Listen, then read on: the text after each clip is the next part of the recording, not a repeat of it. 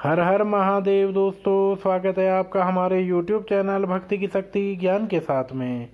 दोस्तों, हिंदू धर्म में मान्यता है कि पूजा पाठ करते समय दीपक के आसन के नीचे कोई न कोई शुभ अनाज अवश्य रखना चाहिए।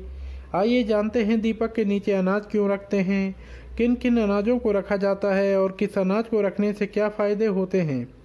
ऋग्वेद के अनुसार अग्नि न केवल देवी देवताओं तक यज्ञ और हवन का भाग पहुंचाने का माध्यम है, बल्कि अग्नि की ज्वाला में सभी देवी देवताओं का वास होता है।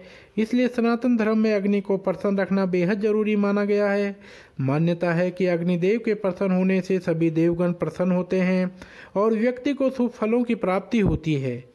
वेद, उपनिषद और पुराणों में कहा गया है कि अग्नि की प्रशंसा में कहा गया है कि अग्नि सूर्य के रूप में विद्यमान है। सूर्य की ऊर्जा से खेतों में अन्न पकता है और देवी देवताओं के आशीर्वाद से हमें अन्न खाने को मिलता है। इसलिए अग्निदेव का आसन हमेशा ऊंचा रखा जाता है। यही कारण है कि पूजा और यज्ञ के दौरान दीपक के नीचे अनाज रखे जाते हैं।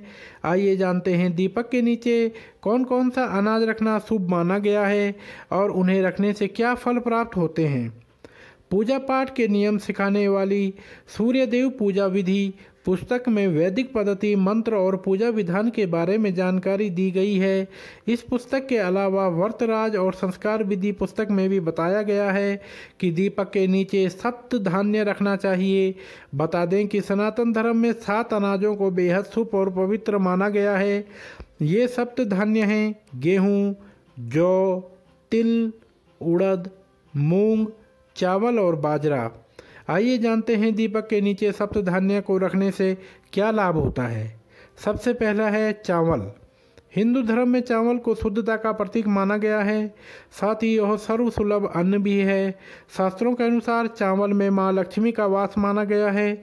चावल के आसन पर दीपक को रखने के बारे में मान्यता है कि व्यक्ति के जीवन में कभी भी धन धान्य की कमी नहीं होती है और उस घर में माँ लक्ष्मी वास करती है।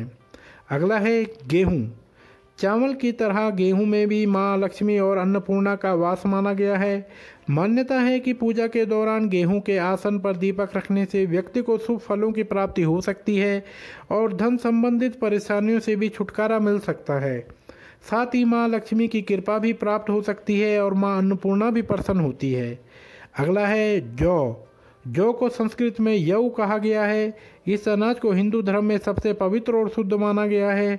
इसमें भगवान विष्णु का वास होता है। दीपक के नीचे इस अनाज को आसन बनाने से व्यक्ति को दुनिया के हर सुख और सुविधा की प्राप्ति होती है। अगला है चना।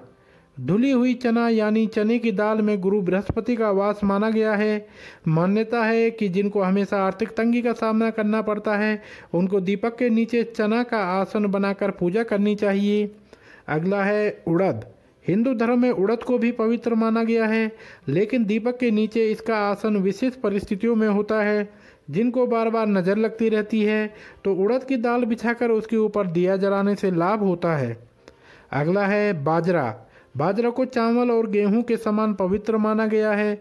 जब घर में चावल और गेहूं दोनों नहीं होते हैं, उस समय पूजा में बाजरा का प्रयोग सर्वोत्तम माना गया है। दीपक के नीचे बाजरा का आसन बनाकर पूजा करने से सुख, समृद्धि और स्वास्थ्य में वृद्धि होती है। बहुत से ग्रंथों में और अनेक धर्म आचार्यों ने तिल को भी बेहद शुभ माना है, लेकिन तिल का उपयोग भी उड़द की तरह विशेष परिस्थितियों में होता है। इसके इस्तेमाल से दुर्घटनाओं से बचाव होता है, साथ ही नज़र दोष से भी मुक्ति मिलती है। करियर में आ रही परेशानियां भी दूर होती हैं। पूजा पाठ से जुड़े 9 जरूरी नियम। पूजा करने से पहले आसन बिछाना चाहिए और आसन पर बैठकर ही पूजा करनी चाहिए। पूजा शुरू करने से पहले भगवान गणेश को प्रणाम करना चाहिए। पूजा करते समय सिर को दुपट्टे या रुमाल से ढकना चाहिए। पूजा के समय भगवान को एक हाथ से प्रणाम नहीं करना चाहिए। घी का दीपक अपने बाईं तरफ और भगवान के दाईं तरफ रखना चाहिए। माथे पर तिलक लगाकर ही पूजा करनी चाहिए। मंत्र जाप के लिए अलग माला का इस्तेमाल करना चाहिए। पूजा की शुरुआत से पहले ध्यान प्रार्थना करनी चाहिए। पूजा के अंत में आरती जरूर करनी चाहिए। तो दोस्तों, अगर आपको यह वीडियो पसंद आई हो तो आप हमारे चैनल को लाइक, कमेंट, शेयर, सब्सक्राइब अवश्य करें और बेल आइकन दबाना ना भूलें, जिससे हमारी आने वाली सभी वीडियोस की नोटिफिकेशंस आप तक सही समय से पहुंचती रहेंगी। आप सभी मित्रों का बहुत बहुत धन्यवाद।